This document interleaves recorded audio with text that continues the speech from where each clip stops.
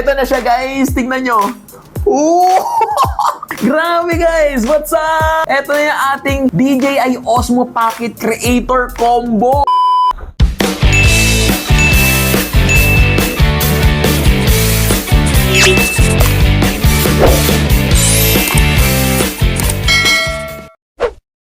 What's up guys and welcome back to my YouTube channel. It's me, Quiz King TV. Grabe guys, sobrang tagal nating hindi nakagawa ng content dito. Sobrang na-miss ko talaga to at na-miss ko rin kayo guys. Sobrang naging busy lang din talaga ako sa work and then syempre yung sideline natin na pag-affiliate kaya hindi ko na masyadong natutukan talaga to. Pero guys, nakakapag-upload pa rin naman tayo dito paminsan-minsan. For today's video, samahan nyo ko at mag-unbox tayo ngayon ng bagong-bago kong camera guys. Grabe guys, tingnan nyo to. Sobrang excited talaga ako dito dahil ito talaga yung dream camera ko. Thank you so much Lord and thank you rin guys sa asawa ko no, na nag-share din sa akin para mabili ko tong dream camera na to. So early birthday gift niya nga daw to para sa akin. At hindi lang yan basta DJI Osmo Pocket 3 dahil creator combo lang naman yan. So ang ibig sabihin guys, pag sinabing creator combo, meron na yung kasamang lapel microphone, tapos meron na rin yung iba't iba pang mga accessories. So syempre since content creator nga tayo, kapag ka nagta-travel tayo o di kaya meron tayong mga pinu-food review, di kaya gumagawa tayo ng mga video sa pag-affiliate. So mas maganda guys, mas maganda kasi yung quality ng mga video na pinoproduce natin para mas maganda, mas malinaw, mas clear yung mga makikita ng mga audience natin. Kaya naman kung gusto mo nga rin makagawa ng mga mas professional looking na mga videos pero ayaw mong magbitbit ng mga malalaking camera, baka ito na yung hinahanap ninyo. Pero worth it nga ba ang camera na to at maganda nga ba ang video quality? Okay nga ba to pang vlogging, pang travel, pang food reviews or pang gawa ng mga contents? At ang pinaka-importante, sulit nga ba ang creator combo? So sa video na to, samahan nyo ako at i-unbox na natin to at ipapakita ko sa inyo isa-isa yung mga laman nito sa loob kapag ka nag-order din kayo nito. Okay guys, ano pa nga bang hinihintay natin? Let's start the unboxing! So eto siya guys, buksan na natin. So meron siyang box dito na maliit. Ano to? Ayan. So meron siyang kasamang Type-C to Type-C na charger. Meron na rin siyang kasamang lanyard. Tapos, ito yung kanyang protective case cover. Meron na rin siyang kasamang mga lagayan dito ng ating mga lens. Ayan, so yun yung laman ng kanyang box. And then, eto na guys, the moment of truth. Bubuksan na natin! Oh, eto na siya guys. So, ang bigat. Ay, meron pa laman sa loob. So, meron siyang kasamang mga sticker. So, meron din siyang kasama, ito yung application niya, ida-download natin. Meron na rin siyang kasamang quick start guide and then yung ating user manual. And then yung ating warranty card. So, eto na guys, pagkabukas natin, meron na siyang kasamang pouch. Ayan o, buksan natin. Meron siyang bag. Oh! Grabe guys! Ayan o. Ang bigat niya guys. Mukhang marami-raming laman to sa loob. Maganda dito sa bag niya, meron na siyang hawakan para pwede natin tong bitbitin kahit saan. Biruin nyo guys, nagkasya lahat ha. Grabe guys, sobrang na-excite talaga ako. Pangarap na camera ko to. Oh! Ayan siya guys oh. Ang daming laman sa loob. So unahin muna natin to. Ano ba to? So meron siya kasamang mini tripod guys. Ayan, may tatak din siya ng DJI oh. Ganda. So pwede natin tong gamitin ganyan. Magpo-food review tayo. Kailangan nating ilapag yung ating Osmo Pocket sa lamesa. Next naman ay ito yung tinatawag natin na handle with thread. So ito yung handle with thread. So ito yung nilalagay natin sa ating Osmo Pocket para pandugtong, para pwede natin siyang maikabit sa mga normal or regular na tripod. Tapos ito pa isa, battery handle. So ito guys, para rin siyang ganito. Pero ito kasi guys, hindi siya battery no. Ito ano lang siya, pandugtong lang siya para maikabit natin siya sa regular tripod. Parang ganun din siya guys, pwede rin natin siya maikabit sa regular tripod. Pero ito po ay extra battery para sa ating Osmo Pockets. Oh, grabe! Ito yung ating DJI Mic 2. Ito yung mga nakikita ko usually sa mga content creator, sa mga vlogger. O, di ba? Grabe, vlogger na tayo. Kaya lang, isa nga lang yung kanyang wireless microphone. So, mas maganda sana kung dalawa yung mic na kasama nito. So, meron na rin siyang kasama windscreen or yung tinatawag natin na dead cat. So, eto guys, para mabawasan yung mga ingay sa paligid, para siyang noise reduction. Ganyan ang itsura niya kapag ginamit na natin. Meron na rin siyang kasamang, ano ba to? Wide angle lens. So, ito. Ayan. So, ito yung ikakabit natin sa ating Osmo Pocket. Para kung gusto nyo mas wide yung shot, mas malaki yung makikita nyo sa background.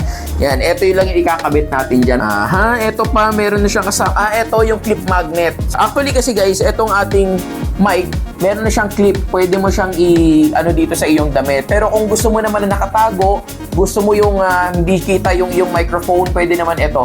Ayan siya, oh. Didikit lang siya, oh. Yan. Tapos guys, eto na, the moment of truth. So eto na guys, yung matagal ko nang pinapangarap na camera. Ready na ba kayong makita to? Eto na siya guys. Woo!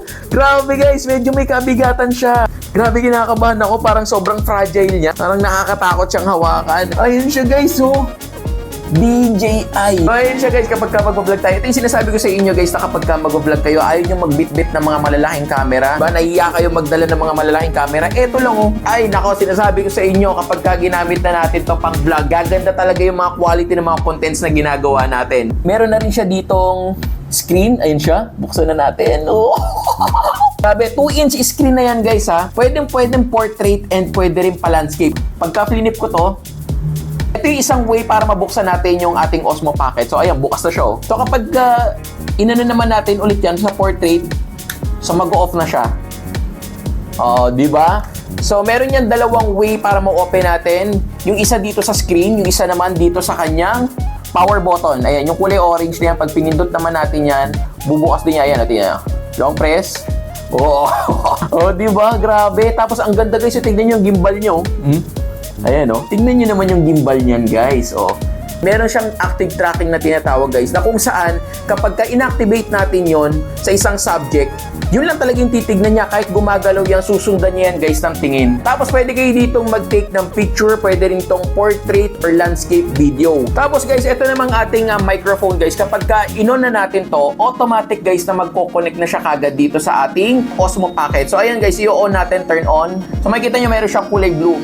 Tapos guys, ayan o, makikita nyo. Dito sa ating screen, makikita nyo dyan sa may ibabaw, meron siyang parang gumagalaw na kulay green. So, yan ang ibig sabihin, indicator guys na gumagana yung ating microphone. So, sound check.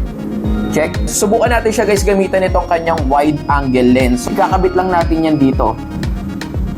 O, yan guys, nakakabit na yung ating wide angle lens. Grabe. So, meron na rin yan kasama guys sa joystick dito. Ayan, para makontrol natin. Pwedeng left, pwedeng right, pwedeng down, pwedeng up.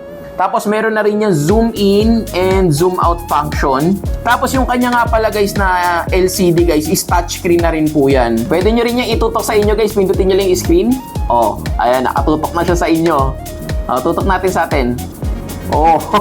So marami siyang functions na available na talaga namang magagamit natin sa paggagawa ng mga contents, paggawa ng mga videos natin. Kailangan lang talaga natin siyang pag-aralan. At ang pinaka-importante sa lahat, kailangan natin siyang ingatan dahil nga medyo may kamahalan talaga siya. So ang pinaka-iniingatan natin dito guys sa ating Osmo Pocket is yung kanyang gimbal. So dito sa kanyang neck at yung nandirito sa may ibabaw. Iwasan lang siya na maalikabukan kasi pwedeng pumasok yan dito sa kanyang mga sensor. At saka isa pa guys, ingatan din natin siya guys na kapag ka nakalagay siya sa ating protective case tapos na-open natin at gumalaw yung kanyang gimbal. So maiipit guys, hindi makakaikot yung kanyang head. And syempre, huwag natin siyang ilalaglag. So far, so good guys. Grabe, sobrang nagustuhan ko to. So ito yung sinasabi ko sa inyo kanina guys, ito yung kanyang wide angle lens. Pwede natin siyang ilagay dito sa kanyang protective case. Ayan, so meron siyang magnet para safe na safe din siya at hindi siya magasgas. Ngayon guys, para maikabit naman natin siya sa mga regular or normal na tripod, pwede nyo siyang gamitan ito. I-clip lang natin siya ng ganyan. Pwede na natin siyang ikabit sa mga regular na tripod. Para naman siya guys matanggal, pindutin nyo lang to. Tapos makikita nyo, bubukayin dito sa gilid. Hugot. Ayan. Kung gusto nyo naman na mas matagal yung kanyang battery life habang nagbi-video kayo, pwede nyo siyang gamitan ito guys ng kanyang external battery. Ganun din, same lang. Press nyo lang siya ng down. Pag nag-click na yan, okay na siya. So mas mahaba na siya and mas long yung kanyang battery life. And then, ang maganda pa dito, pwede nyo na rin siyang ikabit guys sa tripod. So, pwedeng ganito, yung kanyang mini tripod. Ayan. So, ganito ang kalalabasan niya guys. O kung gusto niyo na mas mahaba pa, o di ayan, no? O sobrang haba na niya. Alam niyo, marami kayong mga accessories na pwedeng bilhin para dito sa inyong Osmo Pocket para sa additional protection. Pwede niyo siyang bilhin ng silicone case, pwede niyo lagyan yung kanyang screen ng screen protector. Actually, okay naman yung kanyang bag pero nakakatakot lang yung pouch niya guys, no? Dahil nga, tignan niyo, sama-sama sila lahat. So, nandito na yung battery, tripod, Osmo Pocket. So, ang tendency guys, kapag ka naipit yan, sobrang delikado talaga. Kaya ako, siguro bibili na lang ako ng yung bag niya para hiwa-hiwalay sila at hindi sila magtama-tamaan, di ba? So first impression ko dito sa aking Osmo Pocket 3, napakaliit niya lang, very handy, pero napakaraming kayang gawin. And one of my favorite features nito guys is yung kanyang rotatable screen. So, pwede siyang i-portrait or pwede ring i-landscape. So, kung pang YouTube video ang gagawin nyo, perfect to pang horizontal na kagaya na lang nito. Pero kung pang TikTok, Reels, or Facebook naman, pwede yung kagaya na lang nito na portrait. So, hindi mo na kailangan pa ng complicated setup. Pocket size lang siya, tapos kukunin mo lang sa bulsa at i-on mo lang and ready to shoot ka na para sa iyong content. At dahil nga napakaliit niya lang, perfecto for travel vlogging. Hindi siya yung tipong kapag ka nilabas mo sa public para ang magsisetup ng buong production team. Dito hindi ka mahiyang ilabas siya sa public kasi nga tignan nyo naman, no, diba? Sobrang liit niya lang at very professional looking. At isa sa pinaka nagustuhan ko nga dito is meron siyang active tracking na tinatawag. Kaya naman imagine ikaw lang mag-isa tapos eto lang yung camera na hawak mo. Parang meron kang cameraman na sumusunod sa'yo. Kaya naman that's one of the reason kung bakit bagay na bagay to sa mga content creator. So kung tatanungin niyo naman ako ano nga ba yung mga nagustuhan at hindi ko nagustuhan dito. So doon muna tayo sa mga nagustuhan ko dito. Number 1 is very compact and portable. Sobrang dali niya lang bitbitin, pwede mong ilagay sa bulsa kahit maliit pa yung bag mo. Perfect for travelers dyan. Number 2, excellent video quality kahit ganito lang siya kaliit. Kaya naman kung gusto mo ng sharp and crispy ng mga video, eto na yon. Number 3 na tayo is smooth and mechanical stabilization. Napakaganda nito guys kasi kahit na tumatakbo ka, naglalakad ka or gumagawa kayo ng content, sobrang stable niya at hindi siya maalog at napakaganda ng gimbal niya. Number 4, vertical and horizontal shooting. So perfect to pang gawa ng TikTok, ng Reels, ng Facebook o di kaya sa YouTube. Okay na okay siya guys. And number 5, very creator friendly dahil sa sobrang daming mga accessories niya na talaga namang magagamit natin lalo na kapag gumagawa tayo ng mga contents. So, eto naman yung mga hindi naman natin nagustuhan dito. Ayun nga, so masyado siyang maliit, no? Parang very fragile talaga siya. Kailangan mo talaga siyang ingatan. Pangalawa, kung nasanay ka sa camera mo na interchangeable lens, guys, hindi ito yon dahil hindi natin napapalitan yung lens nito. And lastly, guys, kung budget conscious ka, mas mahal ang creator combo compared sa basic package nila. So, kung tatanungin nyo ako, worth it nga ba ang DJI Osmo Pocket 3 Creator Combo? At ang sagot ko dyan is yes na yes. Especially kung ikaw ay vlogger, content creator, food reviewer, or traveler. Sigurado ko guys, gamit na gamit to sa'yo. So, ayan nga guys, that's it for today's video. Sana nabigyan ko kayo ng magandang review. Hindi man sa more on technicalities, pero yun nga guys, yung ating unboxing lang muna. Susunod ay video na natin yung mga sample videos nito at yung iba pang mga features niya. Kaya naman guys, eto na magpapasalamat na tayo. Thank you so much guys sa lahat ng mga naitambay dito sa aking video. At kung bago ka pa lang dito sa aking channel guys, i-click mo na yung subscribe button dyan at hit mo na rin yung notification bell para lagi kang updated sa lahat ng mga videos ko. At guys, kung meron kayong tanong dito sa ating Osmo Pocket 3, mag-comment lang kayo dyan sa baba. Kung gusto nyo nga rin pala magpa-shoutout guys, ano pang hinihintay nyo, syempre mag-comment na kayo dyan at abangan nyo sa susunod na video yung ating shoutout. So that's it for today's video guys. Maraming salamat. Ingat kayo palagi, stay safe, and God bless you all. Bye guys!